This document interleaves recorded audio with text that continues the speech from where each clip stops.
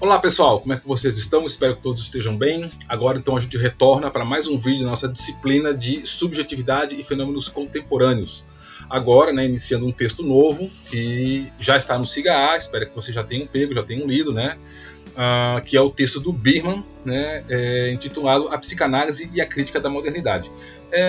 Acredito que vocês já devem ter lido, e a essa altura, claro, vocês devem ter já reparado que esse é um texto muito fácil, fácil e assim, é gostoso de ler, O Biermann, ele tem uma escrita boa, ele é bom escritor, então assim, o modo como ele escreve é fácil a gente entender, o texto é bem fluido, é gostoso, é leve, e não é muito longo, E, de certo modo, também ele trata uma boa parte do texto ali, digamos assim, a primeira metade do texto, ele vai estar se remetendo aí, no caso, a falar sobre a modernidade, que vai muito de encontro àquilo que a gente já conversou, no outro vídeo atrás aí sobre o texto do Harvey, Não sei se vocês lembram lá sobre a condição pós-moderna, que a gente viu nas últimas aulas. Então, assim, não é nada de muito novo, O que vai interessar mais pra gente é a parte da metade pro final, assim, gente, desculpa se eu tô meio desconcentrado, é porque estão, de novo, o filho do vizinho aqui embaixo, berrando, brincando, então não sei se tá pegando o som aqui, tá? De novo, eu tento botar uma musiquinha aí no fundo quando eu faço a gravação, quando eu subo pro YouTube, mas talvez se tiver saindo algum som aqui, vocês desculpem. Mas, de novo, gente, eu adoraria ter um estúdio para gravar, mas não dá, tem que fazer em casa. A vida é assim, Então, desculpa, às vezes eu me desconcentro porque ficam berrando do lado da minha janela e aí, enfim. Crianças, também você não pode se irritar com criança, Isso é uma marca da pós-modernidade, Isso é uma marca da pós-modernidade. Em tempos anteriores você... Enfim, esquece. não vamos nem comentar. São marcas da pós-modernidade. Mas retomando, tá vendo como quebra a linha de raciocínio, Retomando, não é nada muito diferente, pelo menos nessa primeira metade aí do texto do Biermann, do que a gente já viu lá no texto do Harvey, Então, a gente vai estar falando sobre a modernidade, basicamente. O que vai nos interessar mais é a parte finalzinha, onde ele vai estar colocando como que a psicanálise se insere nisso, Que é o que vai nos importar mais. Como que a psicanálise ela vai se inserir e quais as consequências até mesmo da psicanálise para isso que a gente chama de modernidade, e o que mais nos interessa é para isso que a gente vai chamar de pós-modernidade, ou modernidade tardia, modernidade estendida, sei lá o que, como o próprio Biermann vai colocar ali no texto, Ou seja, a nossa atualidade, a nossa contemporaneidade. Onde é que a psicanálise se enquadra aí nessa contemporaneidade, E, bom, mesmo assim, apesar de ser simples, curto, fluido, é fácil de explicar, não tem muita dificuldade aqui nesse texto, eu vou dividir esse texto em 3 vídeos, Eu estou pensando em fazer em 3 vídeos, porque daí pelo menos não alonga tanto, Não fica tão grande, dá para fazer uns textos mais curtinhos. Então vamos lá, para a gente não alongar muito, que já deu 3 minutos aí. Então, basicamente, o Biermann vai começar lá o texto... antes de eu falar isso, só desculpa, mas deixa eu retornar aqui. Lembrando que aqui ele vai estar falando sobre uma crítica da modernidade, tá? Não sei se vocês observaram isso. Não é um texto falando da pós-modernidade, embora no próprio texto ali ele vai fazer um comentário, uma colocação, que não sabemos bem se na verdade a gente poderia até falar de pós-modernidade, isso que a gente está falando hoje e tal, tudo bem, embora ele não vai enfocar muito nesse aspecto da pós-modernidade ou da modernidade tardia, ele vai estar falando que ele vai estar fazendo uma crítica, a psicanálise como uma crítica da modernidade. Então ele vai basicamente pontuar, ele vai pontuar um aspecto específico que é uma crítica à modernidade, e aí colocar a psicanálise como sendo essa crítica, ou incluída no rol de teorias, vamos dizer assim, que fizeram essa crítica. Então, basicamente, a relação dele aqui nesse texto é sobre a modernidade, não tanto a pós-modernidade. Mas se vocês já leram, você já deve ter observado que ele acaba, até mesmo por conta dessa crítica, jogando aí um pouquinho para esses conteúdos que a gente vai denominar aí de pós-modernos. Bom, feita a ressalva, vamos lá. Então ele começa o texto como? Ele vai começar o texto falando assim, mas quem está dizendo, Ou seja, quem estão falando aí sobre modernidade, sobre pós-modernidade, mas quem é que está falando, Pra gente antes de tudo, e até como bom psicanalista, né, ele quer saber da onde que vem essa fala, né, da onde que quem é a pessoa que efetivamente está articulando esse discurso para falar alguma coisa sobre isso que a gente vai chamar aí de moderno ou pós-modernidade, né? E aí ele vai colocar lá, né, que na atualidade, nos dias de hoje, né, se fala muito sobre a modernidade e pós-modernidade, né? Sem ter a certeza de que são coisas diferentes ou se uma é a continuidade da outra, né? Mas a inflação desses significantes, que significantes, né? O termo modernidade e o termo pós-modernidade, né? Então são significantes que ficaram muito inflacionados, principalmente na academia, né? Nas últimas décadas, inflada pela cultura erudita, né, como ele fala aqui, e ressoada pela mídia, indica que estamos diante de um problema fundamental, né? Então basicamente ele vai começar o texto falando disso. Olha, a gente hoje em dia está muito no discurso aí, falar de modernidade, pós-modernidade, crítica da pós-modernidade, crítica da modernidade e problemas, e muito se fala. Basicamente se fala um monte na academia, né? E tendo aí algum respaldo aí na mídia, né? Mas ele fala assim, a gente não tem muita clareza, tá? E o Bierman é um dos autores que defende isso. A gente não tem muita clareza aí sobre se existe mesmo uma diferença entre uma coisa e outra, ou seja, entre modernidade e pós-modernidade, ou se uma é uma decorrência da outra. Mas independentemente, tá? Ou se é a mesma coisa, só que visto com olhos diferentes. Mas isso vai igual aquilo que a gente falou lá no texto do Harvey, né?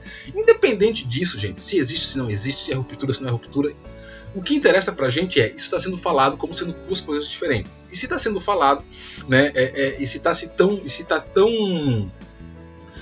causando tanta celeuma, né, isso mostra que isso tem uma razão, isso tem um porquê. Então convém que a gente passe, né, a observar isso, né? E aí ele começa, bom, mas se é assim, né, se a gente então tem que olhar isso, se a gente tem que observar isso, a primeira coisa que a gente tem que perguntar é o que é a modernidade, né? Mas o que é a modernidade? É o que ele vai se perguntar, afinal de contas, né? Aí eu só coloquei um complemento aqui, quem vai dizer, o questionamento é para saber qual debate realmente está ocorrendo e para além das especulações e como a psicanálise se insere nele, né? Então, quando ele vai fazer essa pergunta, né, mas o que é a modernidade? O que ele está querendo fazer é isso. Vamos lá. Do que a gente está falando, afinal de contas, né? Qual é o questionamento central desse debate, né? Quando a gente pergunta o que é a modernidade. Então o Bierman vai perguntar isso para dizer assim, vamos parar de um monte de especulações, porque tem muita gente falando muita coisa, mas vamos tentar definir o que é isso daí de modernidade, e principalmente para entender como é que essa teoria, que aí no caso é a psicanálise, ela vai se quadrar dentro disso que a gente vai chamar de modernidade, né? Então ele vai colocar lá, né, que existem tantas definições diferentes, é verdade, tá? Existem tantas definições diferentes de modernidade que nem vale a pena tentar explicar essa pluralidade. Isso daí, gente, um pouco quem fez foi o Harvey, né? Se vocês viram lá no texto, né, das últimas aulas que a gente viu, ele vai falar um monte, né? A modernidade na arte, a modernidade na arquitetura, a modernidade na política, a modernidade na economia, a modernidade e cada uma vai ter lá os seus aspectos, as suas teorias, os seus teóricos, as suas consequências e, gente, né, um universo aí de concepções, né? Que eu acho que o Harvey já fez isso, né? Então a gente não precisa nem entrar nisso daí. Embora teve até coisas que inclusive o Harvey nem tocou, né? Como eu falei lá nos textos lá sobre a ascensão de movimentos místicos, esotéricos e tal, ele nem falou disso daí, né? Mas assim, tem tantas teorias, tantas coisas que não convém nem a gente tentar falar dessa pluralidade, né? Então, tipo assim, tentar explicar a modernidade para Foucault, a modernidade para Deleuze, a modernidade... Gente, não, né? Tem bastante teoria sobre isso, bastante teorias não, né? Bastante concepções disso. Então não compensa a gente pegar aí e tentar destrinchar tudo isso, né? E de certo modo a gente já fez isso lá no outro texto, né? Porém, ele vai colocar, né? Aí esse aqui é literal lá do texto, tá? A pluralidade discursiva salta aos olhos na maneira pela qual esse campo intelectual está construído, né? Então essa pluralidade de teóricos falando sobre a modernidade, a pós-modernidade, isso salta aos olhos. Nossa, tanta gente falando sobre isso, né? Revelando-nos de imediato pela multiplicidade e complexidade da sua estrutura, que é, aí eu vou frisar aqui, né, que é um projeto de cultura, que está no seu cerne. Ou, em outras palavras, trata-se de um projeto identitário, né? Então, assim, eu não sei o que é modernidade, conceito próprio do termo, da onde que veio, quem cunhou, tá, não interessa muito pra gente nesse momento, né? Ou talvez nem nunca interesse para nós especificamente. O que interessa para a gente é isso aqui, ó, é que quando a gente fala de modernidade, basicamente a gente está falando de um projeto de cultura, é um projeto de ser humano, tá? Ou como está aqui, trata-se de um projeto identitário. Aqui está escrito errado, vai ficar identitário, é identitário, tá faltando um T aqui. Então basicamente é isso, né? É uma construção de uma concepção de mundo e de uma concepção de homem, tá? Uma construção proposital, eu diria que sim, né? E no que a gente viu lá no texto do Harvey, né? A gente até pode falar que a modernidade ela é um projeto iluminista, né? Ela saiu de um projeto, ela saiu realmente de um grupo de pessoas lá, né? Que sentaram e disseram, vamos propor um novo modelo de mundo e pá! Começaram lá, né, baseado na razão, baseado na ciência, desconsiderando aspectos místicos, desconsiderando aspectos tradicionais, aspectos espirituais. Opa, gente, desculpa que tá com... agora que eu percebi que ficou com o áudio aqui aberto, desculpa. Eu já botei no silencioso.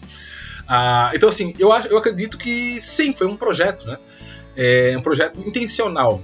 Apesar de que, depois de um certo momento, isso tomou corpo e aí transcendeu as pessoas que que pensaram ele inicialmente. Tá?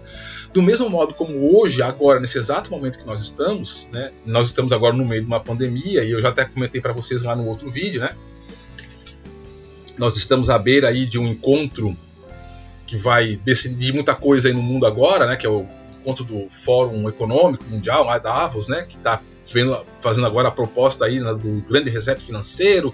Não sei o que vai sair disso, né? Não sei o que vai dar disso, eu não vejo com bons olhos, né? Mas inclusive a proposta, se vocês pegarem lá o livro do alemão lá, que é o Schwartz, né? Schwartz, não lembro agora o nome dele, e ele vai escrever um livro sobre isso, né? Sobre a mudança agora para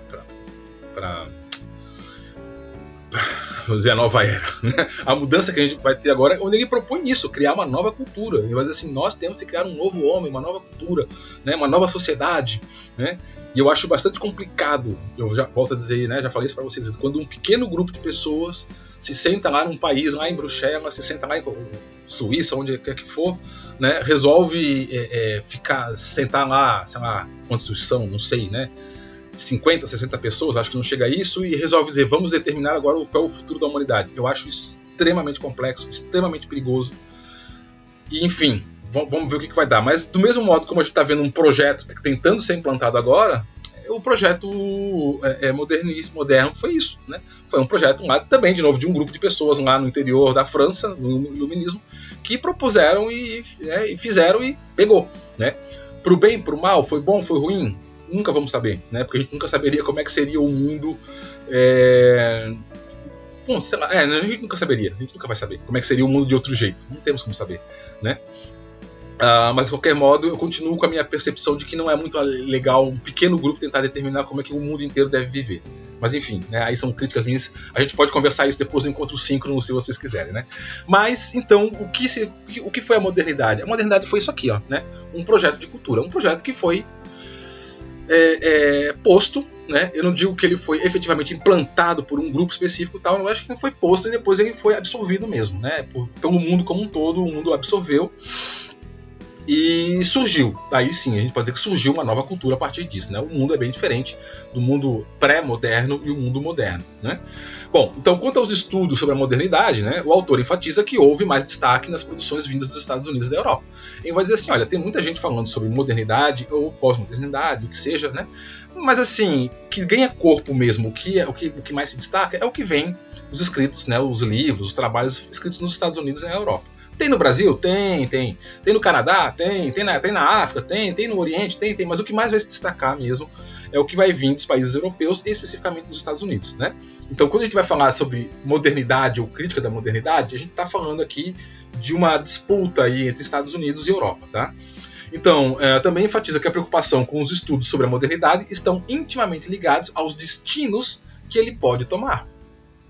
Então, ele não entra muito nisso, mas é verdade. As discussões sobre a modernidade, sobre o tipo de cultura, o tipo de sociedade, ele está muito imbuído aí com os destinos, com as consequências disso. É o que eu estava acabando de falar agora aí, né? pessoal se reunindo lá em Davos vai tomar algumas decisões que vai dar alguns destinos para a humanidade. Que destinos vão ser esses? Vamos ver. Né? E como é que a humanidade vai reagir a isso? Vamos ver. Né? Estamos ligados aos destinos, né, que ela pode tomar, quais sejam a aposta do fim da modernidade na atualidade, com a construção de um mundo pós-moderno, então mais presente nos Estados Unidos, e a suposição de que existe uma radicalização do projeto de modernidade sem alteração dos seus pressupostos mais presente na Europa. Então ele vai dizer assim, que basicamente hoje a gente tem duas leituras da contemporaneidade. A gente vai dizer assim, a gente vai observar assim que existe uma leitura da contemporaneidade americana, que ela vai dizer assim, houve uma ruptura lá na década de 70, por exemplo, como o Harvey vai dizer, nos anos 50, como eu particularmente acho mais. Outros vão dizer com a invenção da internet, se bem que a internet também foi lá nos anos 70, né, mas a popularização da internet aí na viradinha dos anos 2000. Então tem algumas pessoas que vão dizer houve uma ruptura, né? Então existia um projeto de ser humano, um projeto de cultura para a modernidade, e agora tem outro, que a gente chama de pós-modernidade, e uma outra concepção, que é uma concepção mais europeia, que vai dizer, não houve ruptura, o projeto é o mesmo. A gente continua com os mesmos ideais, com as mesmas coisas, o que houve é uma radicalização desse projeto. O projeto se intensificou mais. Né? Então a gente continua na modernidade. Né? Então, basicamente, são essas duas concepções. E aí ele vai falar um pouquinho disso aí no texto, né? E isso acontece por uma disputa de poder, né? É uma disputa de narrativa e uma disputa de poder para basicamente ver quem é que vai efetivamente aí, né, mandar no mundo, né? E aí é engraçado que eu não lembro agora quando é que o Birman escreveu esse texto aí, mas assim, né, é engraçado que aí enquanto a gente vê ele falar, né, de uma disputa aí entre um velho mundo e um novo mundo, né, então, Europa e América, Estados Unidos, basicamente, né? Ele nem percebeu, ou não estava visível ainda, que outros players, né, começam a se destacar nesse jogo aí. E eu diria, né, que no texto ele não vai falar, mas só para, né, o mundo árabe, né, os árabes também começaram a surgir muito de um tempo para cá, a tentar de novo impor também, né, um modelo de cultura, um modelo de sociedade. E agora a gente vê mais crescentemente aí a China, né, também com o seu modelo de sociedade, o seu modelo de cultura, de homem e tudo mais, né? Então, basicamente, nesse texto aí, o Birman vai estar falando muito, até porque ele vai estar falando de psicanálise, blá blá blá, vai estar falando dessa coisa Europa e Estados Unidos. Mas se a gente for olhar para o mundo mesmo, não é tão preto no branco, tem mais gente brincando aí, né, nessa brincadeira, tem mais jogador nesse tabuleiro do que só América e Europa, tá? Então tem mais gente, tá? Enfim, mas eu vou me ater aqui ao texto, né? Bom, então por isso, né, ele vai colocar, né, por isso vamos ver os americanos falando da pós-modernidade, é isso que eu estava dizendo, né, enquanto os europeus continuam se referindo ao fenômeno da modernidade, né? Apesar de que em alguns casos também percebe uma ruptura, né? Mas não como uma ruptura no sentido de quebra, e sim como uma ruptura de quebrou, né? Rompeu alguma coisa, mas continua, tá? Como a gente pode ser visto com o sociólogo Zygmunt Bauman, né? Que é esse aqui, não sei se todo mundo conhece, ou o filósofo Jean-François Lyotard, né? Que é esse aqui. Então, assim, basicamente a gente vai ver os textos deles, os materiais deles, eles não vão falar de pós-modernidade, né? Eles vão falar de modernidade. Eles vão dizer assim, houve uma ruptura, tal, houve uma mudança, mas continua sendo modernidade, né? Nós somos modernos. Então, isso aqui é só para vocês entenderem. Quando vocês pegarem materiais, livros, artigos, ou que seja, vindos do Bauman ou do Lyotard, eles vão falar de modernidade, mas não entendo que essa modernidade é aquilo que o Harvey falava, por exemplo. O que eles vão estar chamando de modernidade seria o que o Harvey chamaria de pós-modernidade, tá? Então, de novo, é só uma questão aqui de que na Europa esse padrão se manteve. Então, apesar de considerar algumas rupturas, mas não é uma ruptura radical, tá? Ou vista como negativa. Como, por exemplo, outros autores, até mesmo europeus, vão ver, tá? Então, em contrapartida, né, o cientista francês Gilles Lipovetsky, destaca a ruptura mais de maneira negativa, tá? Referindo-se à pós-modernidade como o império do vazio e do efêmero. Vou até dizer que isso aqui é o império do vazio e do efêmero. Posição não muito distante da expressa pelo sociólogo Jean Baudrillard, que também a considera de maneira negativa. Então veja, até mesmo então, quer dizer, os franceses, aqui no caso são todos franceses, né? O Bauman não é francês, Zygmunt, ele é polonês, O Lyotard é francês, Jean-François de Lyotard é francês, né? Aqui o Lipovetsky e o Baudrillard também são franceses. Eu vejo que essa discussão é forte na França, né? Então todos eles vão estar falando de modernidade. Nenhum deles vai falar de pós-modernidade, tá? Mas o que eles chamam de modernidade é o que na América, nos Estados Unidos, se chamaria de pós. Tá? Então, só para vocês entenderem essa diferenciação aí. Mas mesmo eles que, por exemplo, aqui o Lipovetsky e o Baudrillard, eles vão entender como uma ruptura radical. Houve uma ruptura no projeto, eles não vão dizer que existe uma nova era, existe sim, continua aí num projeto moderno, mas houve uma ruptura pesada. Enquanto o Bauman e o Lyotard vão estar falando que existe uma radicalização do projeto, tá? Houve uma ruptura ali, tá, com a ideia inicial, mas continua, o mesmo projeto continua. Aqui eles vão dizer assim, não é bem o mesmo projeto que continua não, tá? E tipo assim, deu ruim. A percepção deles é mais ou menos assim, não tá dando legal, não tá legal, tá? E basicamente o que a gente vai ver aqui nessa pós-modernidade é isso aqui, ó, tá? Um rompimento, né? E o império do vazio e do efêmero, tá? Tipo, fez água, né? Aquele projeto inicial que tinham lá no século XVII e tal, fez água, tá? Eu, particularmente, gosto um pouco mais da perspectiva do Lipovetsky e do Baudrillard. Tá? Eu estou mais para a teoria deles do que para Bauman e Lyotard. Tá? Bom, então, porém, né, de modo geral, a Europa defende a ideia de uma continuidade da modernidade sem rupturas, né? O que é possível observar nas expressões modernidade tardia, modernidade reflexiva, supermodernidade, utilizadas por muitos autores. Então, vocês vão ouvir essas expressões, tá? Modernidade tardia, modernidade... supermodernidade, tá? Vocês vão ver isso daí, ou modernidade líquida, né? Que é aqui, né? O livro famoso, o principal livro do Bauman, né? A modernidade líquida, né? Veja, ele fala de modernidade, mas ele está falando disso que hoje nós chamaríamos de pós-modernidade, né? Então a gente vai encontrar isso daí, tá? Essas duas visões distintas, né, em relação ao mesmo fenômeno pode ser entendida como uma simples disputa pelo poder, que eu estava falando antes, né? Visto que a modernidade é essencialmente um fenômeno europeu, não é de estranhar que a Europa queira manter a hegemonia desse projeto, né? Enquanto os americanos enfatizam a ruptura e o surgimento de um novo ideal de vida, basicamente representado pelo American Way of Life, né?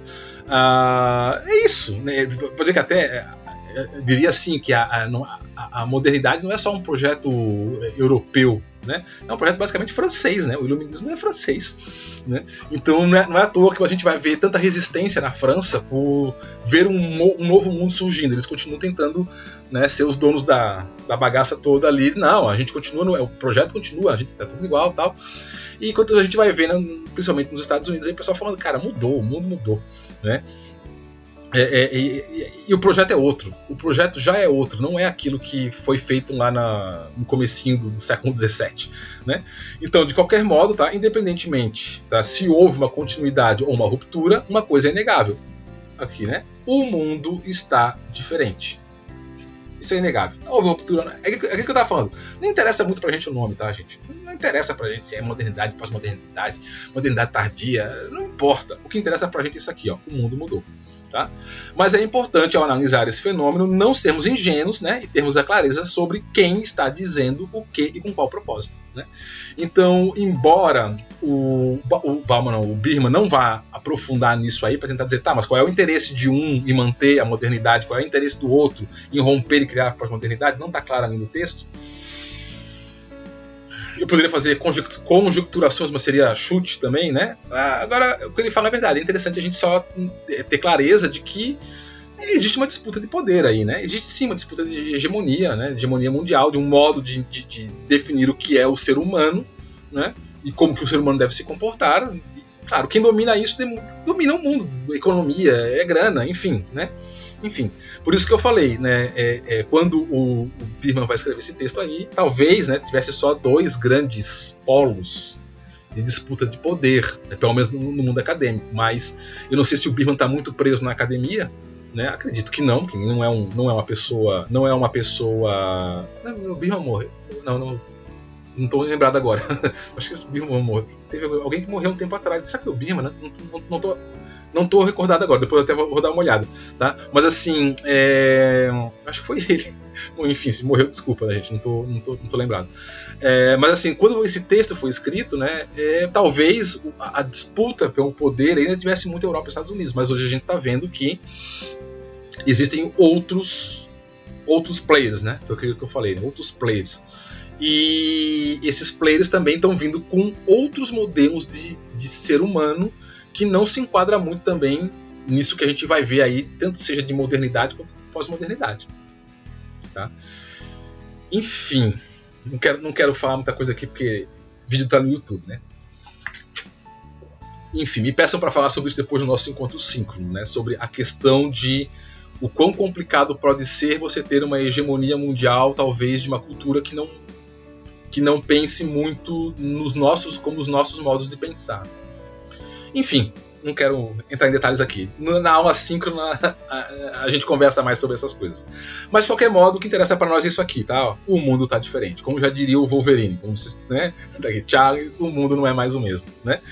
Bom, vamos lá. Então é isso. Então, assim, a primeira coisa que a gente tem que entender é quem é que está falando, né? O que ele vai dizer. E quem é que está falando a gente vai ver, pelo menos no texto, e de certo modo também está no mundo acadêmico, a gente vai ver dois grupos. Um grupo mais americano e um grupo mais europeu, né? E cada um tendo aí seus interesses por conta disso. Mas vamos lá. De modo geral, o que é modernidade, então? A gente já viu que é um projeto de cultura, né? Então ele vai colocar lá, para início de conversa, é preciso fazer uma distinção entre modernidade e modernismo. Tá? Mais na frente ele vai fazer isso, depois eu falo um pouquinho aqui. Para compreender não apenas como foi a relação entre ambos ao longo do século XX, mas, sobretudo, para compreender o lugar da psicanálise nesse cenário. Tá? Gente, só lembrando que o modernismo foi basicamente um movimento artístico. Tá?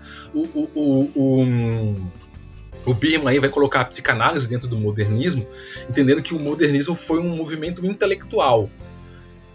São concepções, tá? São modos de você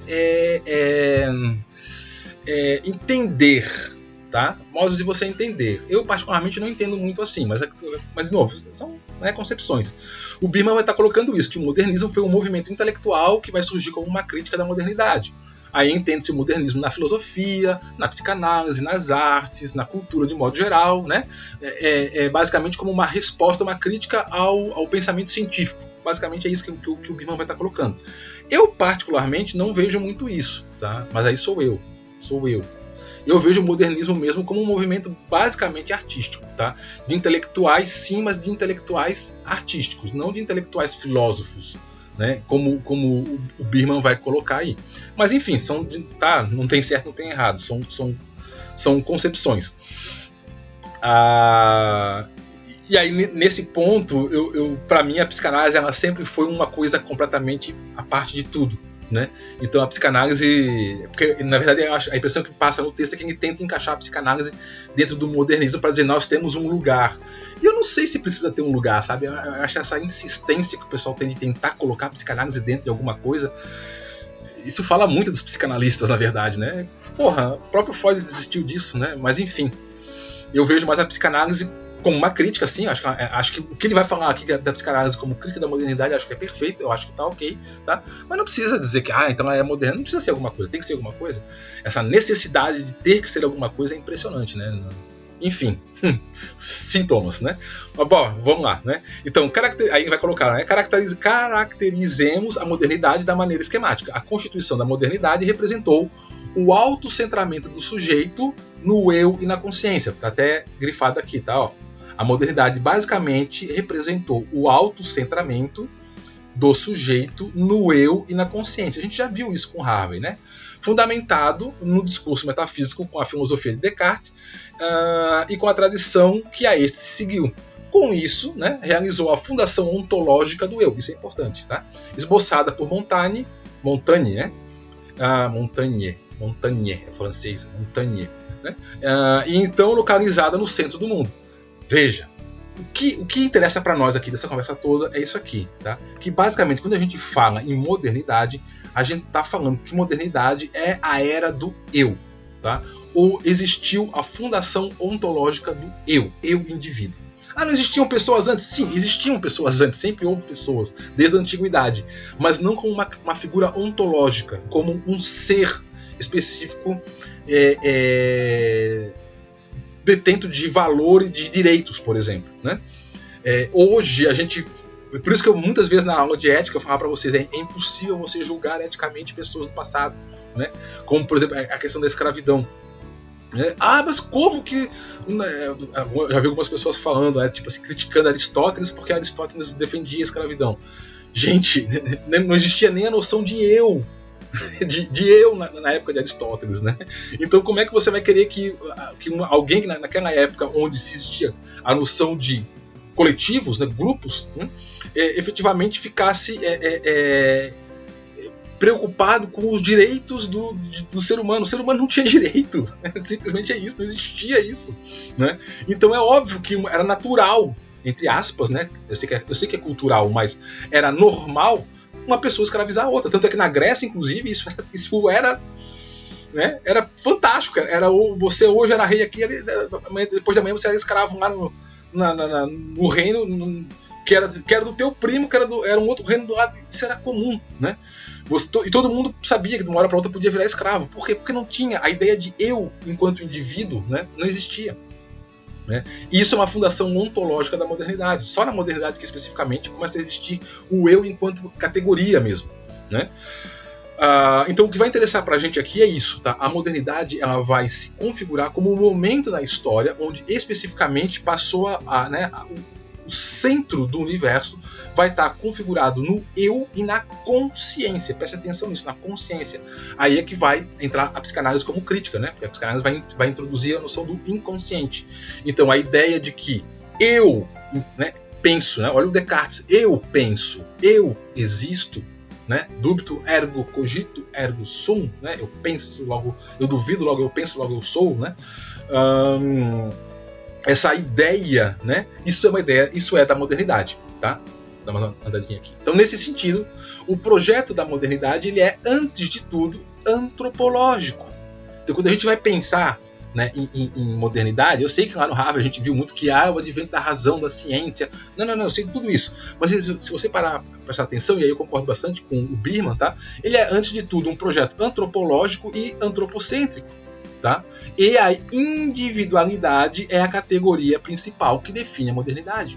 O que basicamente vai definir a modernidade é a era em que nasceu o eu, né? Eu, indivíduo, os meus interesses. Não é à toa que começa a existir os direitos individuais ali, né? Até então não tinha direito individual, não existia eu, não existia indivíduo, né? Então, basicamente, quando vocês pensarem, até em termos psicológicos, tá? Porque eu estou falando tudo isso daqui para vocês pensarem em termos psicológicos. Quando vocês pensarem em modernidade, pensem, a modernidade é a era do ego, né? Do eu, né? Antes, tá? Então, antes da modernidade, o eu, né, como apesar de existir, não era entendido como tal, né? Ele estava inscrito numa concepção holística de mundo, onde o desejo pessoal não era colocado acima dos interesses da coletividade. Eu vou até frisar aqui, ó. Quando eu digo que não existia eu antes da modernidade, né? De novo, não é que não existia pessoas, não é que não existissem pessoas com identidade, sabendo que eu sou o Joãozinho e ela é Mariazinha. Não, sim, existia isso. Mas não existia a ideia de uma entidade chamado indivíduo com direitos, com desejos, com valores próprios, né? Você estava diluído numa massa. Geralmente a massa era a tua família, a tua cultura, o teu país, ou o que seja, né? Então aqui, ó, o desejo pessoal não era colocado acima dos interesses da coletividade. E aí, exemplo mais claro para vocês entenderem isso, exemplo fácil para vocês entenderem isso, eu sempre gosto de falar disso, que é fácil para entender, é o casamento, né? E até vou até um pouco mais longe, a noção de amor, né?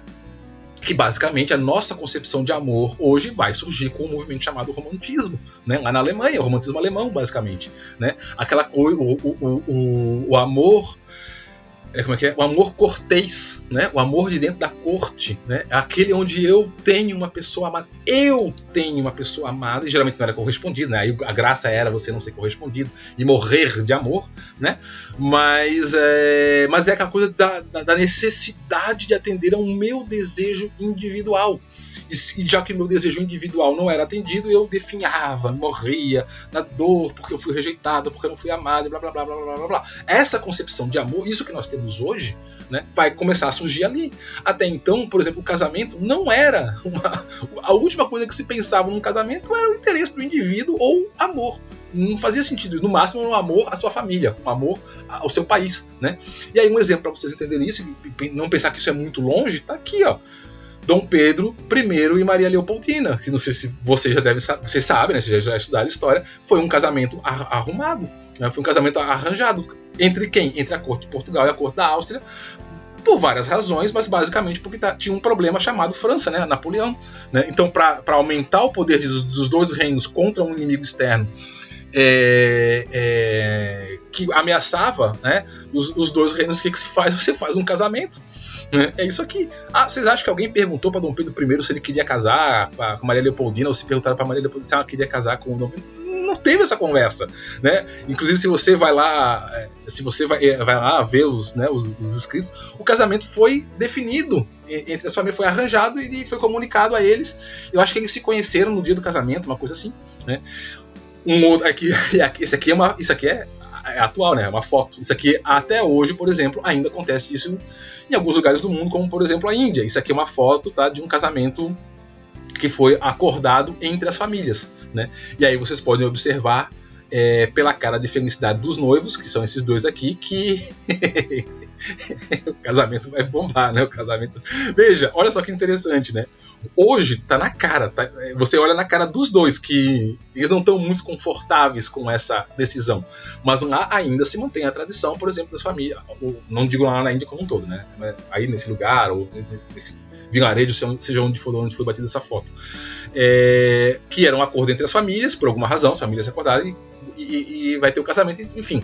Mas vejam que hoje o indivíduo contemporâneo, mesmo eles que de repente vivem ainda numa cultura onde esse tipo de prática é tradicional, né, ou é aceitável, muito provavelmente eles têm internet, né, muito provavelmente eles têm celular, e muito provavelmente eles estão em contato com outro mundo que diz que não precisa ser assim. Por isso que vocês estão vendo a cara de felicidade dos dois aqui, ó, né?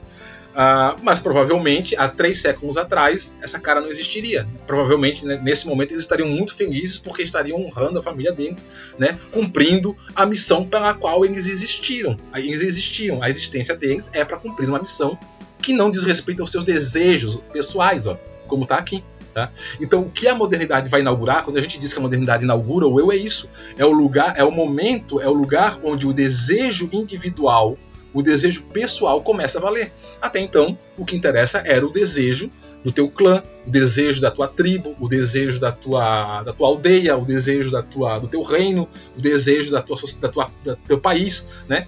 É isso que importava, ou seja, o coletivo, o que importa é o coletivo, não o indivíduo. O indivíduo ele está ali para servir ao coletivo, era para isso, né? Então aqui, ó, portanto, né, é o indivíduo como valor que funda a modernidade. Então a grande marca da modernidade, por isso que a gente vai chamar que a modernidade é a era do eu, ou a era do ego, é quando o indivíduo passa a ter um valor ontológico, né, onde o indivíduo passa a ser questionado. Nós hoje, inclusive, nós não conseguimos nem conceber a ideia de você casar, por exemplo, passar o resto da tua vida, hoje em dia o casamento nem é mais pro resto da vida, né? Olha lá, né? Mas vamos supor, né? Ou passar um tempo da nossa vida casado, ter filhos, de repente, né? Com alguém que a gente não escolheu. Isso nem sequer passa pela nossa cabeça. E se alguém é, entre aspas, né, forçado a fazer isso revolta, isso causa, mas como assim? Você não pode forçar o teu filho, a tua filha a casar com alguém? Isso simplesmente nem se cogita, né? Mas, até um tempo atrás, também. E não é só com relação à escolha de esposo, né, ou esposa, tal. Era com profissão, né? Era com a vida mesmo. Eu me lembro com no Brasil até. Na minha família não chegou a acontecer. Deixa eu tentar lembrar aqui agora, mas na minha família não aconteceu assim. Mas eu me lembro que, inclusive, era muito comum entre as famílias que, tendo vários filhos, né, tipo vários filhos homens, por exemplo, ou até mulheres também, mas um tinha que ir para a igreja. Então, um tinha que ir para o sacerdócio. Porque a família tinha que contribuir com a igreja. Então, um dos filhos ia virar padre. né? Tipo assim, querendo ou não querendo, geralmente sobrava pro caçula, né?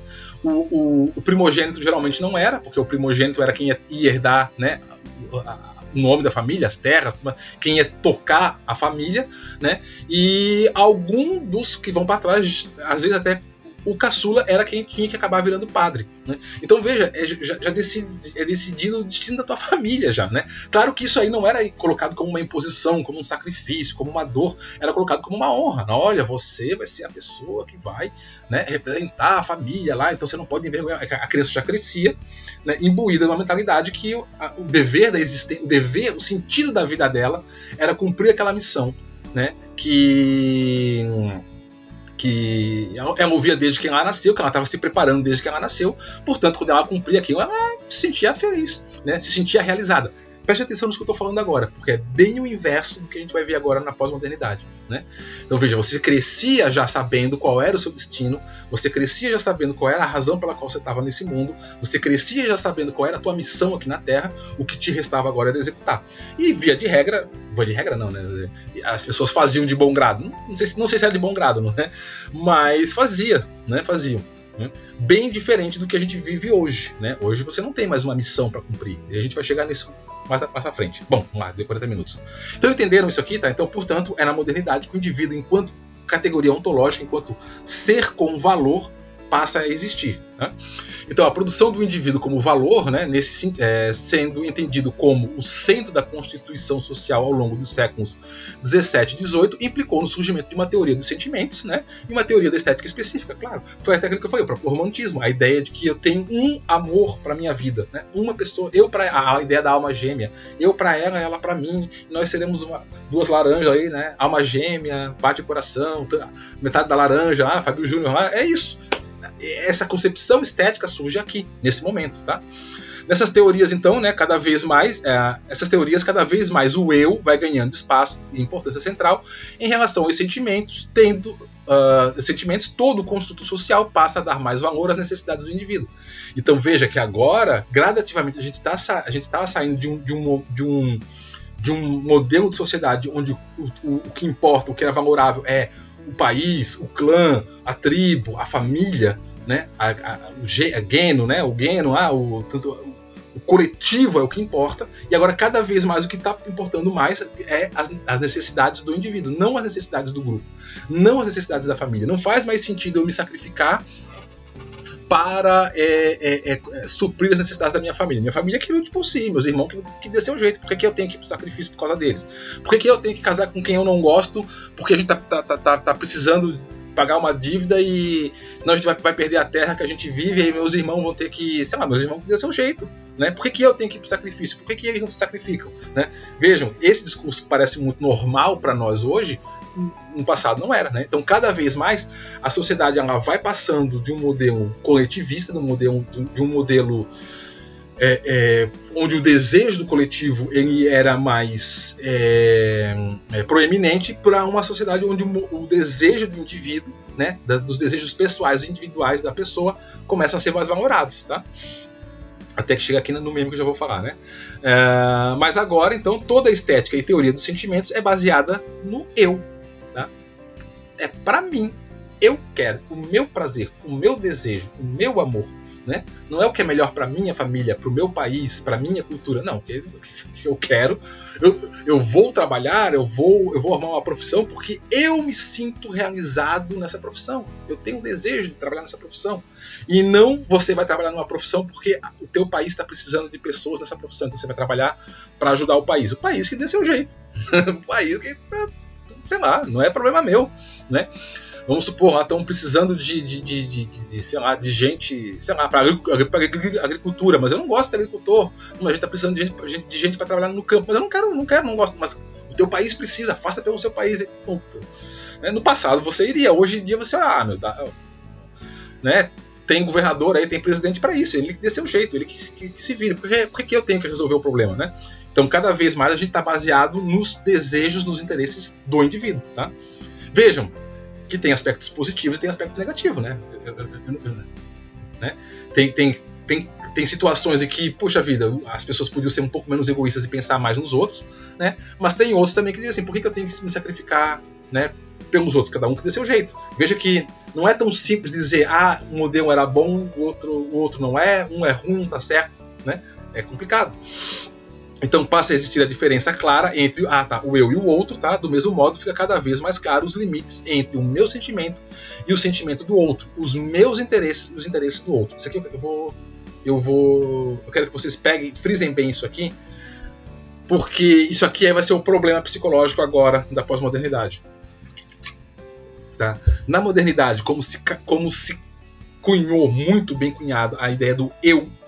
Então, as necessidades do eu, ficou muito claro o que sou eu, o que é o outro. Né? Quais são os meus desejos, os desejos do outro. Inclusive, é isso que a gente trabalha muito na terapia. Né? Você tem que saber o que é ter desejo e o que é do outro. O que é teu, o que é da tua mulher, o que é do teu marido, o que é teu, o que é da tua família. Né? Vamos trabalhar os teus problemas, não os problemas da tua esposa. Né? Isso é muito claro, a gente separa muito isso. Tá? E isso é uma marca da modernidade, o limite. Né? Tá?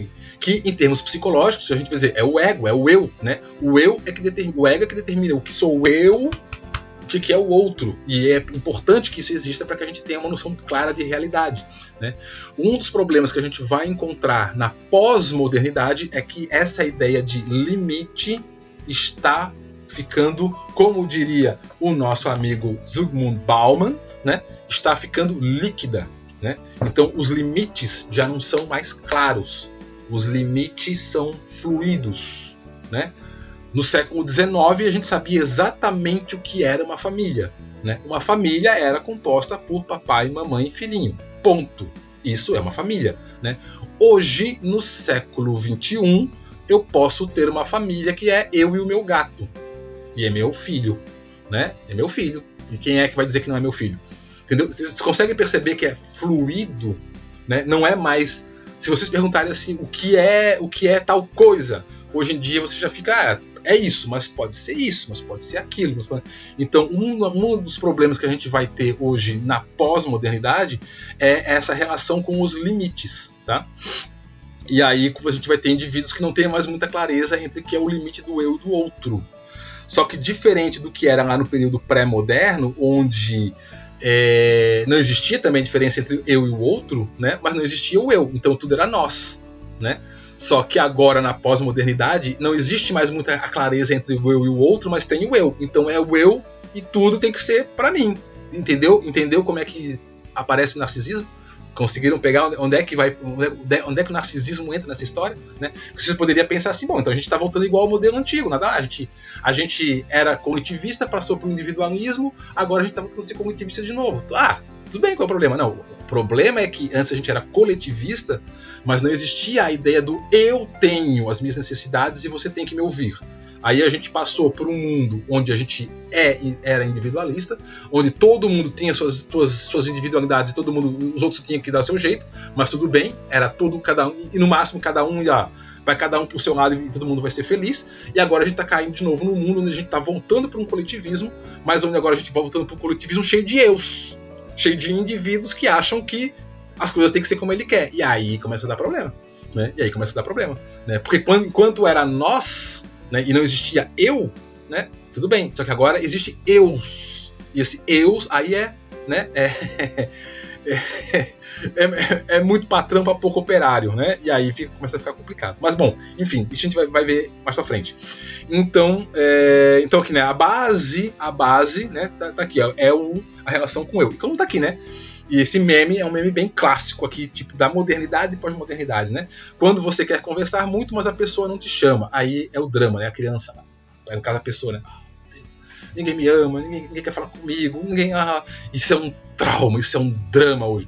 No século XVIII, no século XVII, isso aqui seria curado com uma surra de toalha molhada. Você quer conversar com os outros? Ninguém vai pro inferno, né? Vejam, o desejo de um indivíduo não era relevante, né? Não era importante. Se ninguém quer falar contigo, o problema é teu, agora vai trabalhar, para com isso. Agora, hoje, o desejo, a necessidade de um indivíduo, de um eu, né, é extremamente relevante, extremamente importante, a ponto do mundo parar, porque eu estou sofrendo. Então o mundo tem que entender que eu estou sofrendo, principalmente depois da era da das redes sociais, né, que a gente fala, não foi as redes sociais que criaram esse fenômeno, mas elas potencializaram, né? Eu tô triste, eu posto lá no Instagram e ninguém vem dizer para eu me sentir melhor, meu Deus, né? Então, assim, eu posto a foto e ninguém fala nada, meu Deus. A gente vai ver isso mais pra frente. Então, basicamente, isso aqui, tá? Durante o período moderno, essas noções de limite entre o meu desejo e o desejo do outro ficaram bem marcadas, tá? Então, é nesse contexto que o discurso da ciência passa a ocupar uma posição estratégica, tá? De produção e agenciamento da verdade, em substituição ao discurso teológico e filosófico. Então, basicamente, a gente já viu isso com Harvey, né? O que acontece é que, então, o eu se sobressai, a razão se sobressai, então basicamente o que passa a valer é o discurso científico. E a tecnologia é o representante da ciência, né? Até como eu coloquei aqui, né? Tipo, isso a gente vê muito claramente, por exemplo, na agricultura, né? Onde a tecnologia hoje, claro, não vamos reclamar, não vamos dizer que isso aqui causa problemas, porque isso aqui evitou milhares de guerras, né? O fato de a gente ter uma superprodução de alimentos causada pelo avanço da tecnologia, pelo avanço da ciência, impediu que a gente se matasse completamente em guerras no passado, né? A gente ainda existe hoje basicamente por causa aí do grande avanço da tecnologia, principalmente na agricultura, no campo, né? Na produção de alimentos. Então a gente não pode criticar isso, mas que fica evidente, né? Que é um novo modo de você se relacionar com a natureza, por exemplo, com o mundo, fica evidente, né? Então aqui, ó, a razão científica torna-se a marca distintiva do homem, o que lhe confere a soberania e a autonomia não apenas diante da natureza, né? Como é o caso aqui da agricultura, né? Como também em face do mundo divino. Portanto, é apenas a racionalidade científica que pode arguir sobre a veracidade dos enunciados e dos juízos, né? Então, se quem está botando feijão na mesa agora é o cientista, não mais o padre, né? Eu dou muito mais valor ao discurso científico do que ao discurso religioso, né? Em decorrência disso, a tecnologia se transforma em instrumento por excelência do exercício da sabedoria humana, uma vez que a tecnologia verifica na prática a verdade formulada pela razão científica, isto é, pelo seu impacto e pelas suas transformações na natureza e na sociedade, né? Eu consigo ver a mudança, o impacto da ciência no mundo via tecnologia. Eu consigo, né? Tá aqui. Ou aqui, a gente falando agora, é visível, né? Coisa que de repente não era tão visível num mundo pré-moderno na minha relação com o divino, por exemplo, né? Onde não era tão visível os modos como a divindade está interferindo na minha vida, né? Eu só vi os desígnios depois que aconteciam e meio que tendo que me conformar com aquilo que acontecia. Mas agora, com a tecnologia, com a ciência, eu consigo, via tecnologia, ver, por exemplo, a minha produção aumentar, dobrar de um ano para o outro. Então, ela passa a ser a detentora da verdade, né? A ciência, o eu, né? De novo, ó, o eu fica no centro, a razão fica no centro. Tá? Essa é a marca da modernidade, mas isso aí a gente já tinha até visto um pouquinho com Harvey. E eu pensei que esse vídeo ia ficar curtinho, deu aí 52 minutos. Mas enfim, gente. Então vamos parar por aqui. Por hora é isso, tá? Anotem as dúvidas e aí a gente se vê agora no próximo vídeo de novo, aí dando continuidade ao texto do Biba, tá bom? Então anotem as dúvidas e a gente se vê no próximo vídeo. Um abraço, até mais.